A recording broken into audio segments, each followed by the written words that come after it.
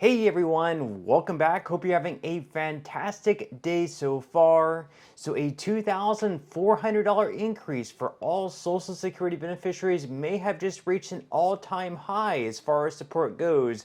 But will that result in that increase actually taking place?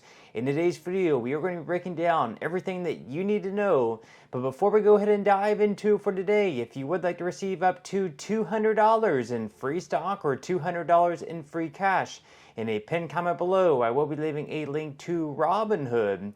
All you have to do is once you click on that link is just sign up for a free account and then simply link your bank account. You do not even have to make an opening deposit. At that point in time, Robinhood will be sending you one free stock worth all the way up to $200.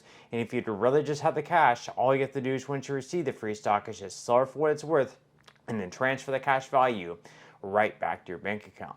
Okay, so diving right into it for today. So far this year in 2025, not only have we had one bill passed and signed into law with that Social Security Fairness Act, which repealed the WEP in addition to repealing the GPO and resulted in an increase of right around $500 per month, but we've also had a few huge bills introduced in Congress, one which will repeal taxes at the federal level on Social Security benefits and result in pretty much an increase in benefits for right around 50% of beneficiaries, being that right around 50% of Americans receiving Social Security pay some sort of tax at the federal level on Social Security benefits, so they would be keeping more money in their pockets. Plus, a bill was introduced by Bernie Sanders called the Social Security Expansion Act, and in that bill, they would be increasing benefits for all beneficiaries across the board by $2,400.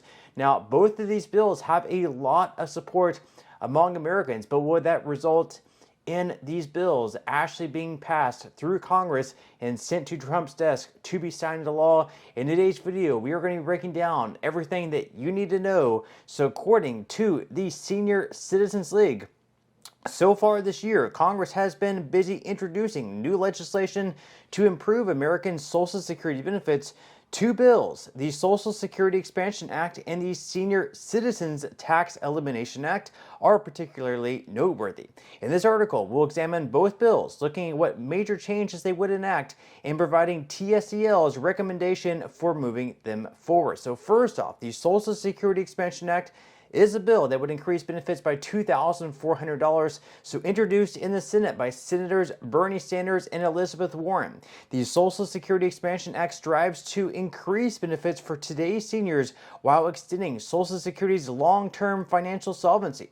Representatives Jan Schakowsky and Van Hoyle introduced a corresponding bill in the House of Representatives. Now, one of the bill's most important features would increase Social Security payments by an estimated average of $200 a month or $2,400 per year for the average beneficiary by changing the way benefits are calculated so that more income is counted in the formula.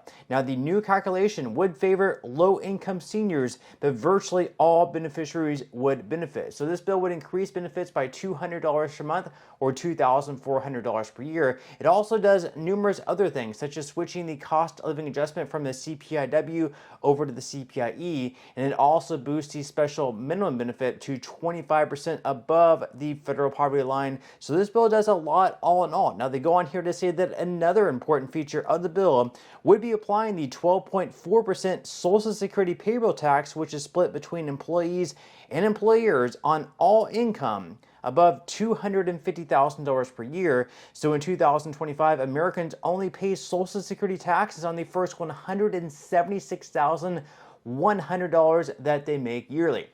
So take, for an example, person A.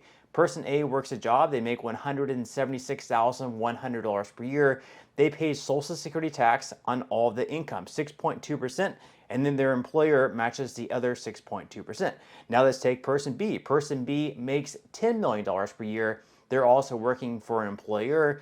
However, instead of paying Social Security tax on the entire $10 million, they're also, just like person A, they're only paying taxes on the first $176,100. So all the money's earned above that, pretty much like close to, about over $9 million, they are not paying any type of taxes into the Social Security Trust Fund on. So with this bill, if it were to pass, person B would have to pay taxes on any income earned above $250,000 per year. That would make it so more money would be coming into the trust fund, extending the solvency date out past where it currently is, right around 2033. Now, they also here go on to say that according to an analysis from the Social Security Administration's chief actuary, the new revenue provided by this change would extend Social Security solvency for at least 75 more years, pretty much out to 2100.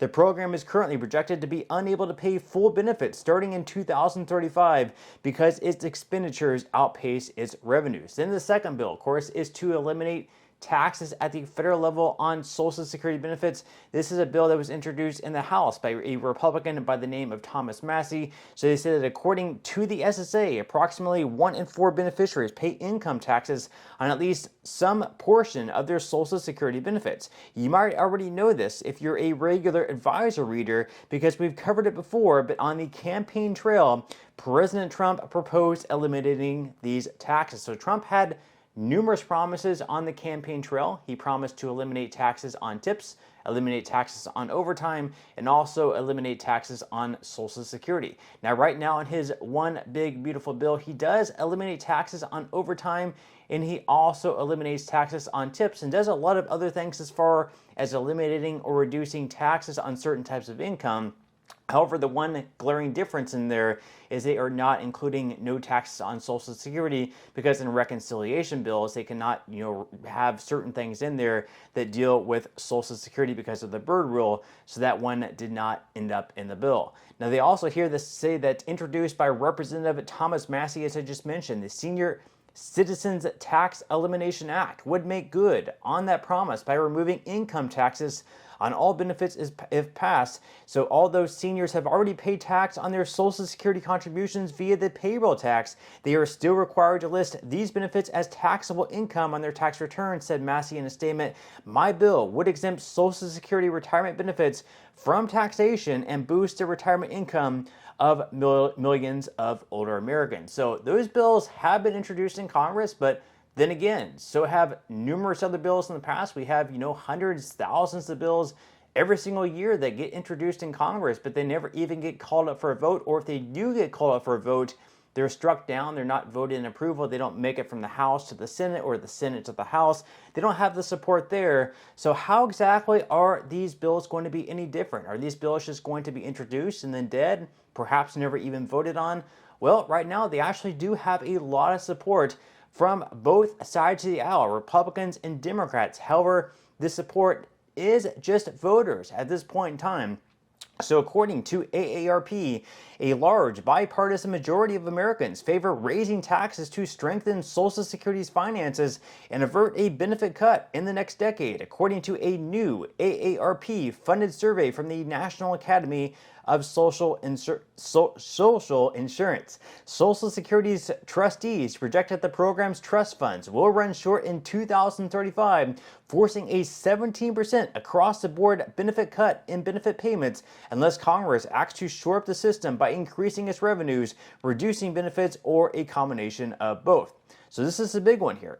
85% of those polled said benefit levels should be maintained or increased, even if it means higher taxes for some or all Americans. Support for increasing revenues to address the funding gap rather than reducing benefits crossed party lines, with about 3 in 4 Republicans, so 75% of Republicans, 9 in 10 Democrats, or 90% of Democrats, and 8 in 10 independents, 80% of independents backing this approach. So across party lines, we have 75% of Republicans, 90% of Democrats, and 80% of independents in support of raising taxes on some or all Americans in order to at least maintain benefits or even increase benefits. The support is there, at least among constituents. Now, they also here say that the survey also found that Americans view Social Security as critical to their economic security, with 81% of respondents who are not yet receiving benefits rating the program as, quote, important or, quote, very important to their income in retirement. That view, too, was consistent across party affiliation and across income and education levels. So as you can see there, it's very important. Social Security is very important among Democrats, Republicans, and independents. Now it just comes down to whether or not constituents can reach out to their state senators, reach out to their representatives. Let them know just how important Social Security is to maintain, at the very least, or even increase benefits in the bill by Bernie Sanders, and of course also eliminate taxes at the federal level. But with that said, leave your thoughts and comments below. Do you have confidence that lawmakers in Washington can get this done? Leave your thoughts and comments below. But that's all we have for today's video, and I will see you in the next one.